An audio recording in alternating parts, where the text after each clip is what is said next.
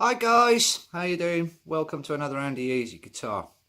I've had a couple of messages again this week asking me about how do we begin to create solos. Real minefield solos, you know. Different people see it in different ways. But for me, when I was starting to learn to play solos, I tried to do it in a very simple, basic form. We can take a comparison. When you build a house, you start with the foundations and you work up to the roof. Solos is very much the same thing on a guitar. We need the basic principles first, and we can add on and add on and add on until we get to a point where we're fluent and we know what we're doing. There's no point trying to shred, and there's no point trying to play all these fancy techniques if you don't know how to do them and you don't know the basic principle behind solos. So I thought today we'd look at basic principles of solos, how we can start to develop to learn to play solos. Okay, the pentatonic is an absolutely great place to start. It's the very, very basic foundation of playing guitar solos. So if we had something like a chord progression, A,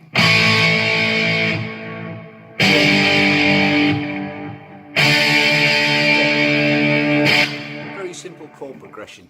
We want to make a solo that's going to fit over there, that sounds great to the ear and is something that we're capable of playing. So obviously the best place to start with, it's a great place to start, would be the pentatonic. Just a simple A minor pentatonic.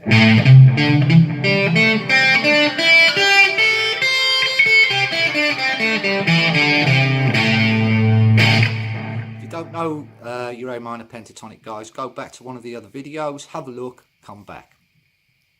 As I said earlier on, the pentatonic is great because it's the most useful tool in our tool bag as a guitarist. If we have this simple chord progression, G, we know by using the A minor pentatonic it's going to fit, you know. And it's just a matter of experimenting and noodling around in that first position. Don't try to go anywhere else. Just get yourself familiarised with the notes in the first position of the A minor, the pattern, you know, and take lots of different notes and try and put them in different orders. Okay, let's just take a look at something we can do. So we have a progression.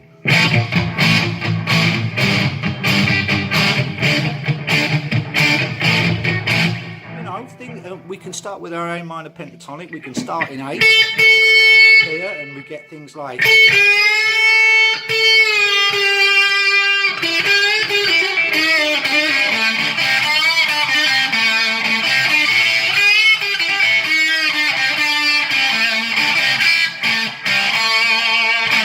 Very simple, but it's a way for us to get started, you know.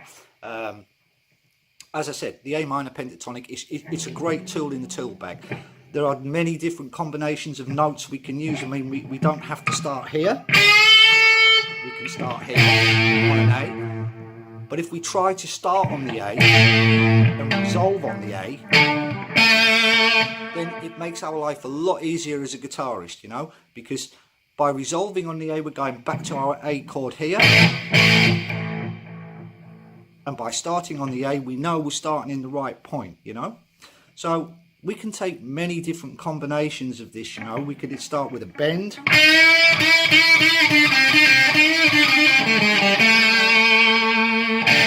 Or we can slide.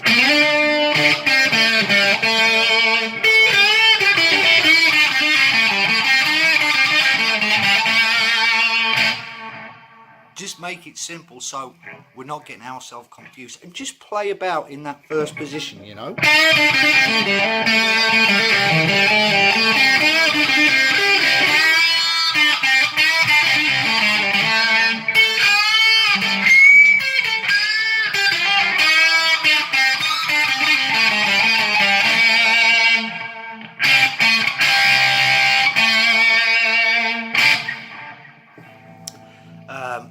Don't try going to any of the other positions for now. Get yourself fluent in that first position so you feel confident, you know where to play. And as I said, if you could always try to resolve back to your A. You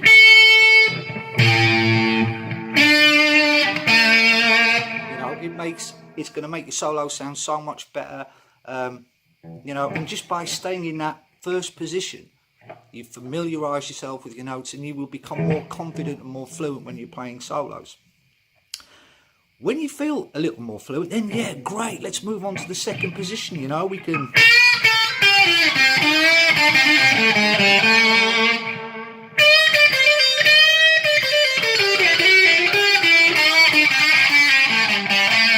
start mixing the notes of the second, and then we can even start mixing the notes in the third as well.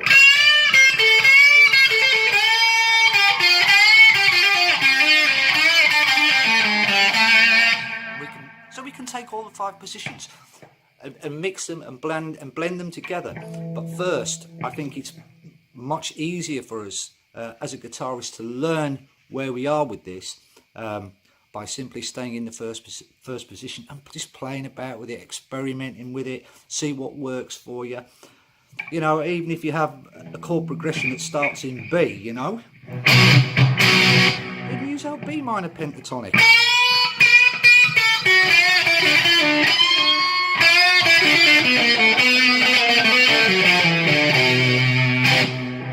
You know, it's all the same. If you just stay in that first position, you become more fluent, more confident with your notes. You know where you can go, where you can't go. And I think one of the most important things here is resolving back, or finding home base. Let's put it that way. We're finding home base. To find home base when you're soloing is a great start point, because if you have home base, like if we're in A, whoops, sorry, if we have our home base, you know, at least then you know where to start, where to finish, and you can play notes in between. And it doesn't really matter what you play. If you're in the pentatonic and you're using the notes of the pentatonic, then you know it's going to fit, you know. And this is the important thing. It sounds good to the ear. You don't worry about playing fast, you know, it's not important right now. This is basically just to get started in the world of soloing. It's a very complicated thing. There's a lot of techniques to learn. There's a lot of different styles to learn. So, as I said, guys, just noodle about.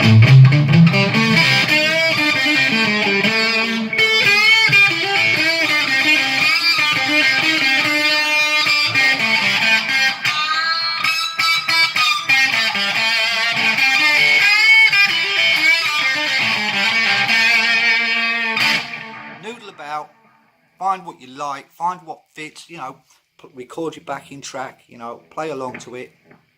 Great. That is my basic principle of soloing. Oop, there goes my phone. That is my basic principles of soloing. Excuse me 1 second, just turn this off. So, learn the solos, learn your pentatonic scale, play about in there, and see how you get on. Hope it's helped you guys with that today. Practice, mess about, have fun. The most important thing, just have fun with it, you know. If you like what we've done today, please like, share and subscribe. Have fun, guys. Take care of yourselves, and I'll see you next time. See ya.